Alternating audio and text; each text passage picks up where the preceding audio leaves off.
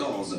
Voici la Vierge sera enceinte, elle enfantera un fils et on lui donnera le nom d'Emmanuel, ce qui signifie Dieu avec nous. Le Nouveau Testament ne raille pas l'Ancien Testament, mais le Nouveau Testament est l'accomplissement de l'Ancien Testament. Alléluia. Le Nouveau Testament est l'accomplissement de l'Ancien Testament. Voici la Vierge sera enceinte, elle enfantera un fils et on lui donnera le nom d'Emmanuel, ce qui signifie Dieu avec nous.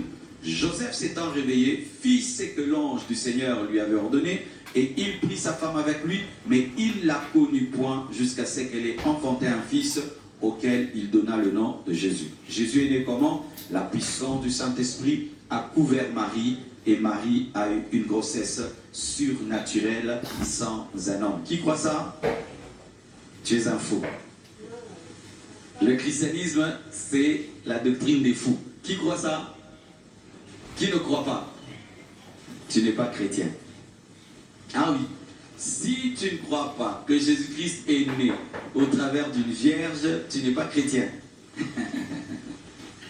Pour être chrétien, tu dois croire que Jésus est né au travers d'une vierge par la puissance du Saint-Esprit. Et là maintenant, vous voyez que notre intelligence est dérangée. Mes frères et sœurs, Dieu n'est pas là pour satisfaire ton intelligence. Dieu est là pour accomplir son plan.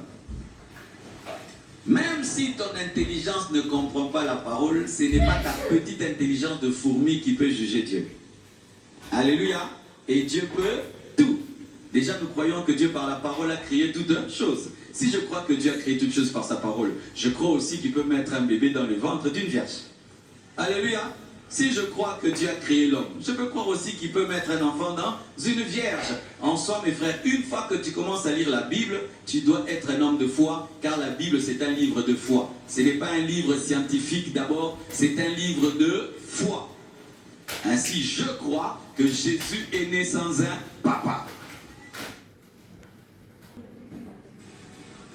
Qui croit ça? En fait, tu dois être enraciné dans ça. Hein. Tu peux aller dans une université, on commence à te troubler. Tu dois être enraciné dans ça. Moi, je crois que Jésus n'avait pas de papa physique, il n'avait qu'un papa spirituel. Et quand on dit Dieu parmi nous, ça prouvait qu'il était fils de Dieu. Alléluia. Quand on dit son nom sera Emmanuel, Dieu parmi nous, donc il est fils de Dieu. Il est Dieu et il est fils de Dieu. La naissance virginale de Jésus-Christ est une folie pour les scientifiques, mais c'est une vérité pour ceux qui ont la foi. Amen.